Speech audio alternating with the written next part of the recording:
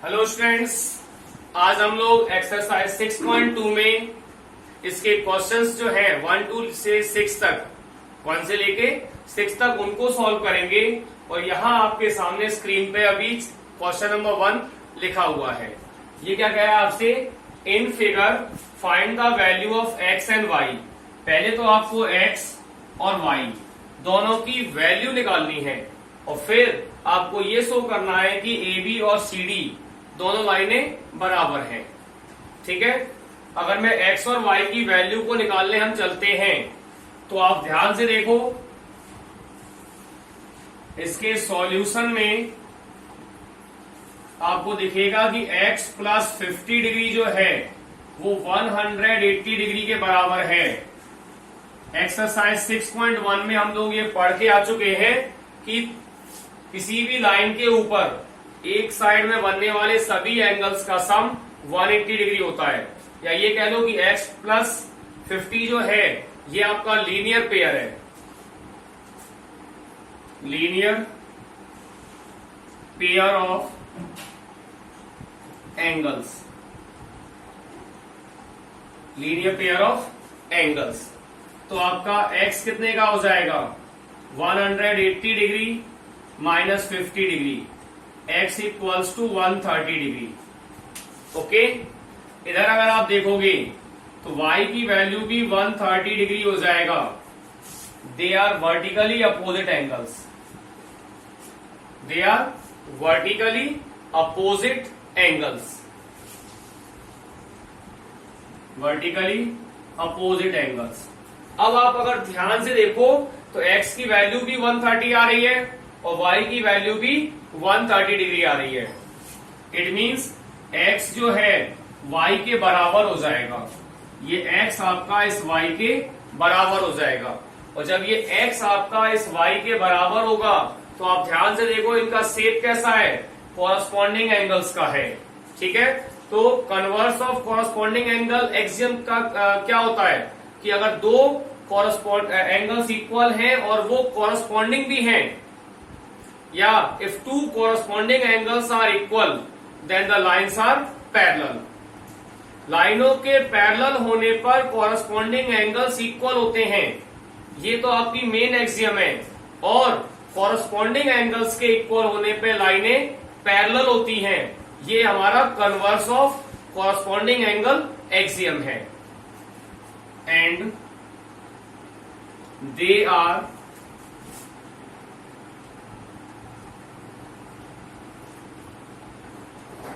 corresponding angles also।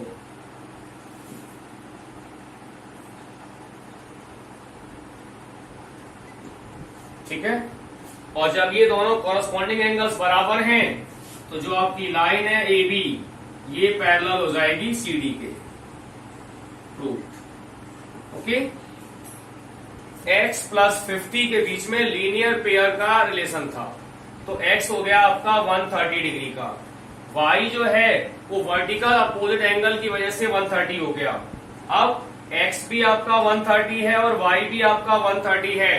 It means x और y दोनों की वैल्यू 130 है और जब x और y दोनों की वैल्यू 130 है तो x और y दोनों बराबर हैं। और इनका शेप कैसा है? कॉरस्पॉन्डिंग एंगल्स का। तो जब कॉरस्पॉन्डिंग एंगल्स बराबर होते हैं तो लाइनें पैरेलल होती हैं। Okay, pause the video and write the solution।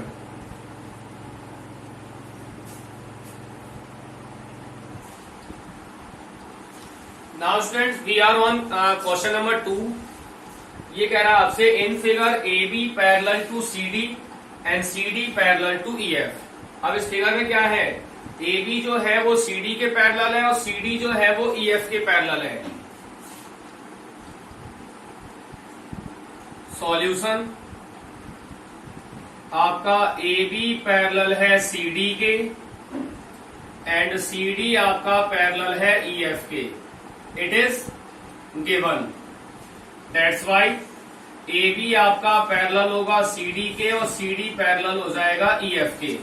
कुल मिला के मैंने ये कहा है आपसे कि ये तीनों लाइनें अब आपकी पैरेलल हो जाएंगी और जब ये तीनों लाइनें आपकी पैरेलल हो गई, ठीक है, तो आपका x जो है वो बराबर हो जाएगा z के, और रीजन हो जाएगा इसका corresponding angles, sorry alternate angles, alternate angles. ये आपका शेप आ रहा है z का, ठीक है। जब ये ऑल्टरनेट एंगल्स आपके बराबर हो गए, इधर अगर AB आपका पैरेलल है CD के, तो x प्लस y का सम कितना हो जाएगा, x प्लस y का सम हो जाएगा आपका 180 डिग्री, और रीजन हो जाएगा इसका सम of co interior angles,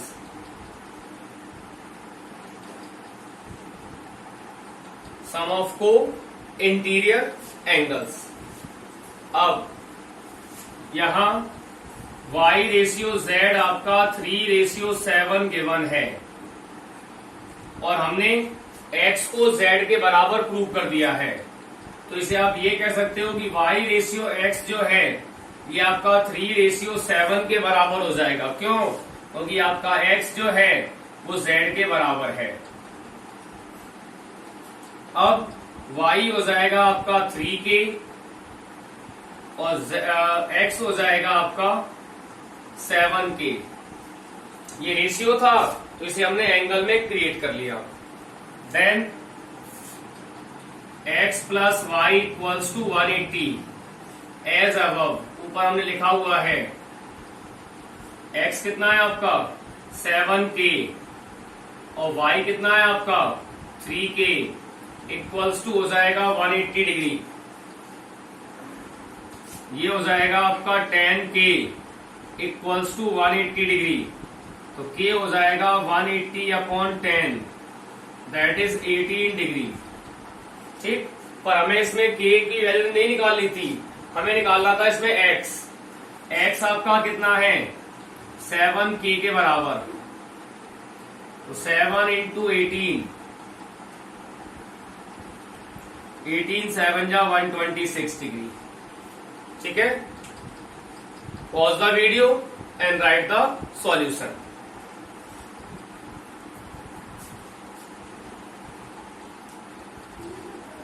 Now students, we are on question number 3rd and it is in figure if AB parallel to CD। अगर इसमें आपका AB और CD ये दोनों लाइनें कैसी हैं, पैरेलल हैं, साथ ही साथ EF आपका परपेंडिकुलर है CD के ऊपर, और GED यानी ये वाला एंगल ये आपका GED है जो कि 126 डिग्री का है। Then find angle AGE। एक तो हमें ये एंगल निकालना है, तो पहले सॉल्व करते हुए चलते हैं हम लोग। सॉल्यूशन, जो चीजें मिलती जाएगी उन्हें हम लिखते चलेंगे। AB आपका पैरेलल है CD के, EF आपका परपेंडिकुलर है CD के, और एंगल GED आपका इक्वल है 126 डिग्री के। ओके, अगर आपका AB पैरेलल है CD के और अगर GE इज ट्रांसवर्सल, ये आपका AB पैरेलल है CD के और इधर GE आपका ट्रांसवर्सल है, तो ये वाला एंगल इस वाले एंगल का ऑल्टरनेट हो जाएगा, यानी एंगल AGE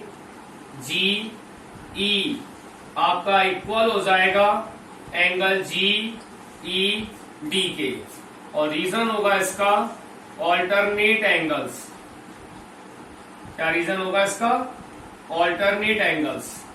ये वाला एंगल इसका ऑल्टरनेट हो जाएगा, तो एंगल AGE हो जाएगा आपका 126 डिग्री का। पहला एंगल आपका फाइंड हो गया। अब क्या निकालना है हमको? GEF, यहां दिख रहा होगा आपको, दैट इज योर GEF। इस एंगल को फाइंड करना है। ये तो और भी आसान है, angle GED equals to 126 degree. It is given. ये GED जो है वो दो एंगल से मिलके बना है। कौन कौन सा? GEF और FED, ये मिलके बना है आपका angle GED plus angle FED equals to 126 degree. तो आपका एंगल GED जिसे हमें फाइंड एंगल GEF होगा ये, ठीक। हमें एंगल GEF को फाइंड करना है। तो आपका एंगल GEF जिसे हमें फाइंड करना है और एंगल FED, इस एंगल की बात कर रहे हैं हम लोग। FED आपका 90 का है। ये FED आपका 90 क्यों है? क्योंकि आपका EF यहां परपेंडिकुलर था CD के, और जब EF आपका परपेंडिकुलर होगा CD के तो एंगल FED अपने आप 90 डिग्री का हो जाएगा, इक्वल्स टू 126 डिग्री। तो एंगल GEF हो जाएगा 126 degree minus 90, that is 36 degree. ये आपका 126 था, ये आपका 36 था। अब एक एंगल और निकालना है, वो है हमारा FGC।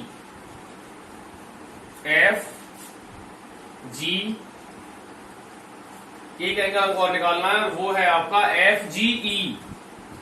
Not it is C, it is E, ठीक है। FGE, ये वाला एंगल निकालना है हमको। तो इन दोनों का सम क्या हो जाएगा? 180। इससे ये वाला एंगल निकल जाएगा।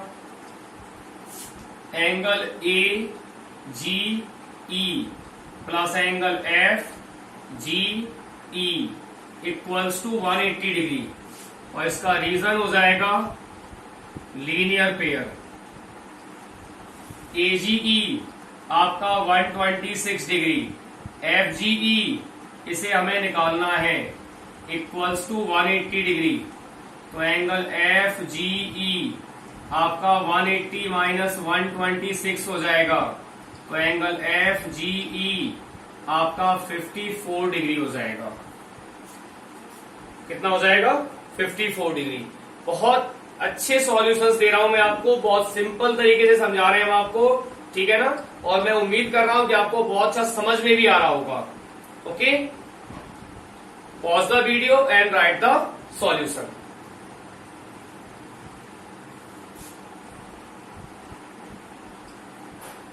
Now students, we are on question number 4, and it is in figure PQ parallel to ST।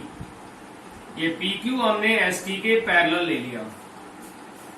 Angle PQR आपका 110 है, एंगल RST आपका 130 है। Then find angle QRS। हमें ये वाला एंगल फाइंड आउट करना है, ठीक है। इसका अगर हम सॉल्यूशन लेके चलें तो इसका सॉल्यूशन होगा, यहां PQ आपका पैरेलल है ST के, और एंगल PQR आपका 110 एंड एंगल RST आपका 130 डिग्री हो जाएगा, ठीक है। इसके बाद इसमें हमने कंस्ट्रक्शन लेना है। इसमें हमने क्या करना है?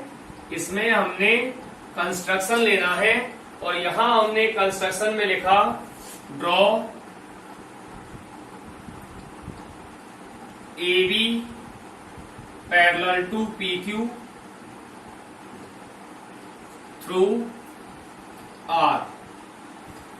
इस R से होके हमने कोई भी एक लाइन ड्रॉ कर दी, दैट इज AB।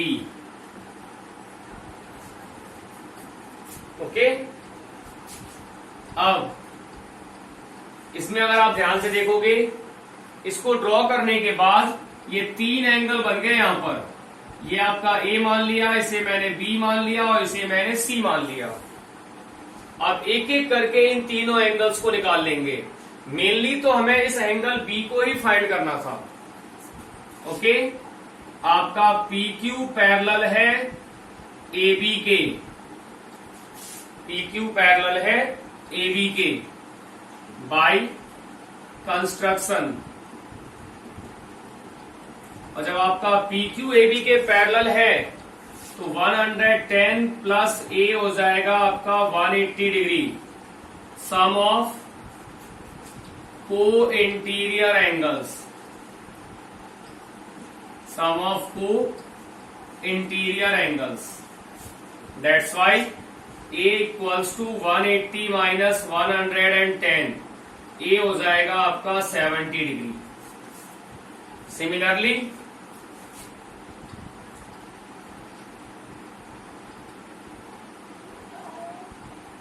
आपका एस टी पैरेलल हो जाएगा ए बी के। क्यों? क्योंकि एस टी आपका पैरेलल है पी क्यू के और पी क्यू आपका पैरेलल है ए बी के। इससे 130 डिग्री प्लस सी हो जाएगा आपका 180 का, तो सी हो जाएगा आपका 180 माइनस 130, सी हो जाएगा आपका 50 डिग्री। ज्योमेट्री में जब भी आप कोई स्टेप लोगे तो उसका रीजन जरूर मेंशन करना होता है। हमने यहां पे जैसे रीजन नहीं लिखा था हम लोगों ने, क्या लिखेंगे? Sum of co interior angles, sum of co interior angles. C आपका 50 हो गया। अब A R C is a straight line, A R C आपकी एक स्ट्रेट लाइन है। और जब ये ए आर सी आपकी स्ट्रेट लाइन है तो किसी भी स्ट्रेट लाइन के सेम साइड में जितने भी एंगल्स बनते हैं सबका सम क्या होता है? 180 डिग्री। That's why A plus B plus C का सम हो जाएगा 180 डिग्री। रीजन हमने ऊपर लिख दिया इसका, because it is a straight line. A की वैल्यू आपको पता है 70, बी जिसे हम फाइंड करने जा रहे हैं, और सी आपका 50 degree equals to 180 degree. 120 degree plus B equals to 180 degree, और बी हो जाएगा आपका 180 माइनस 120 डिग्री, तो यही बी हो जाएगा आपका 60 डिग्री। बी का मतलब कौन सा angle? Q R S, angle Q R S equal to 60 degree. बहुत ही आसान सॉल्यूशन लाया जाता है हर सवाल का, क्योंकि चैनल आपका कौन सा है? आसान मैथमेटिक्स। ठीक, और इतना आसानी से आपको सवाल समझ में आ जाएगा, उसी तरह से आप लोग चैनल को लाइक और शेयर तो जरूर करोगे। और जिन्होंने अभी तक चैनल को सब्सक्राइब नहीं किया हुआ है वो चैनल को सब्सक्राइब जरूर कर लें, इससे आपको लेटेस्ट वीडियोस का अपडेट टाइम टू टाइम मिलता रहे। Pause the video and right the solution.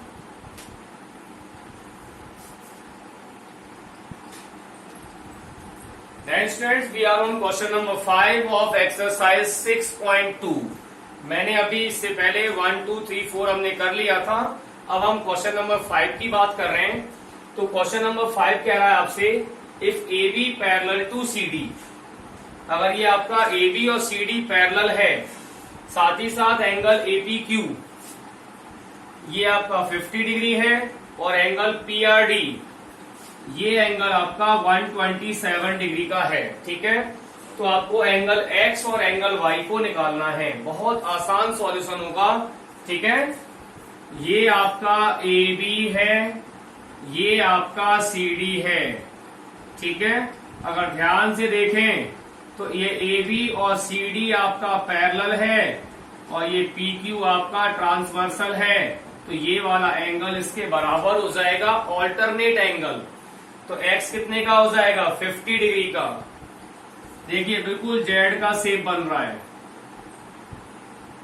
हो जाएगा 50 का। ऐसे ही आपको एक और जेड दिखाई देगा, एक जेड आपका ये दिख रहा उल्टा सा है कुछ, यानी इन दोनों का सम 127 हो जाएगा। 2 बार आप इस पे ऑल्टरनेट एंगल ट्राई कर लीजिए, आपका x भी निकल जाएगा और आपका y भी निकल जाएगा। ठीक है, देखिए सॉल्यूशन लिखते हैं हम लोग इसका। तो इसका सॉल्यूशन है AB आपका पैरेलल है CD के, एंगल APQ आपका इक्वल है 50 डिग्री के, एंगल PRD आपका 127 डिग्री। ओके, अब AB आपका पैरेलल है CD के और PQ आपका PQ is transversal.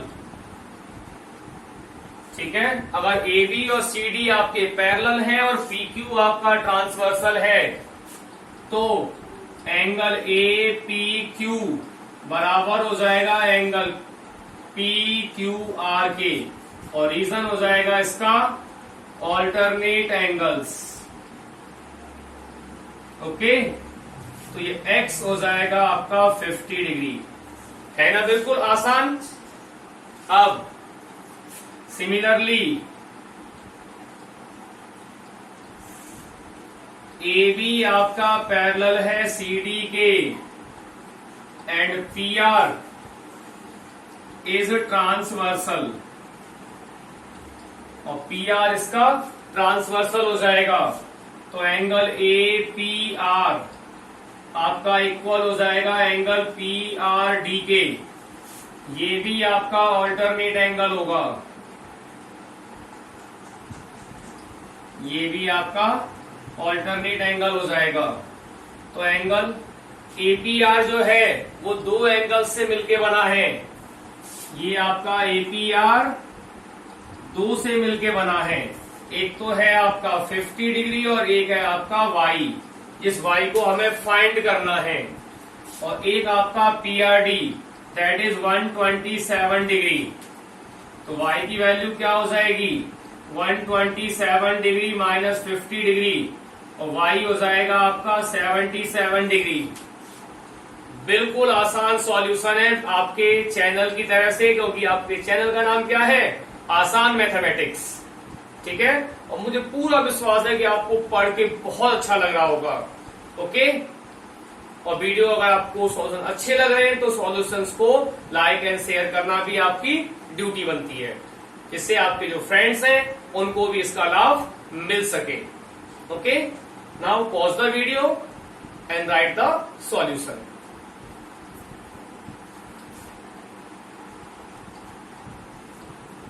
Now students, we are on question number 6 and that is the final question of exercise 6.2. ये कह रहा है हमसे PQ and RS are two mirrors।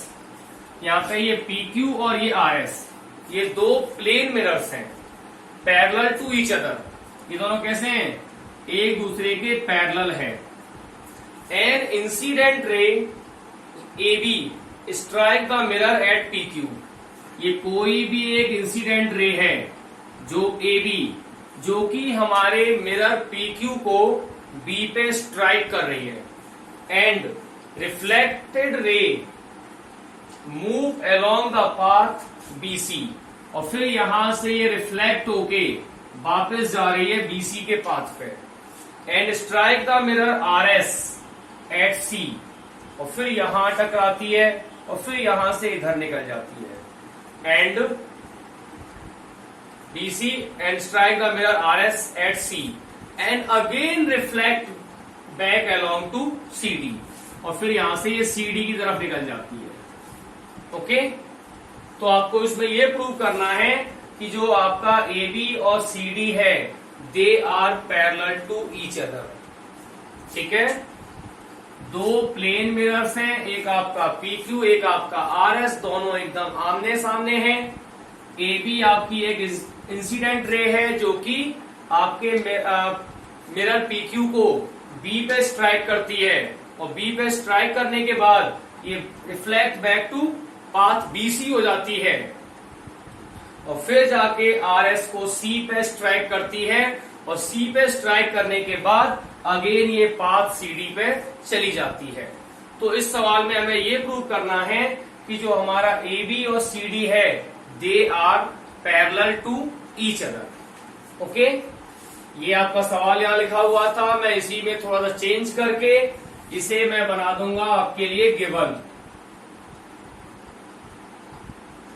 क्या गिवन है हमारे लिए? PQ and RS are two mirrors placed parallel to each other.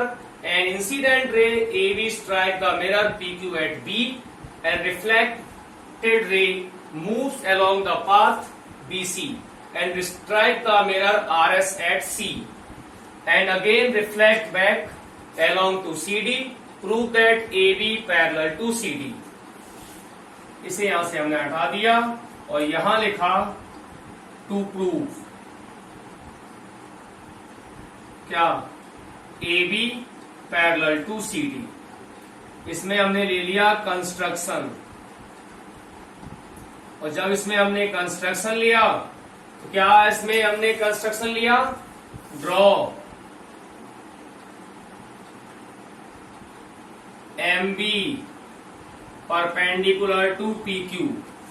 यहां से हमने एक लाइन ले ली है MB that is perpendicular to PQ and again CN perpendicular to RS, और इधर से हमने एक ले लिया आपके लिए CN and this one is perpendicular to RS। अब इसका प्रूफ लेंगे हम लोग। ओके, MB आपका परपेंडिकुलर है PQ के, MB आपका परपेंडिकुलर है PQ के। अगर MB आपका परपेंडिकुलर है PQ के तो यहां आपका एंगल 1 और एंगल 2 जो है बराबर हो जाएगा। फिजिक्स में आपने पढ़ा होगा angle of incidence equals to angle of reflection. ठीक है, MB आपका परपेंडिकुलर है PQ के एंड CN आपका परपेंडिकुलर है RS के। इधर आपका एंगल 3 जो है वो एंगल 4 के बराबर हो जाएगा। अब वी नो दैट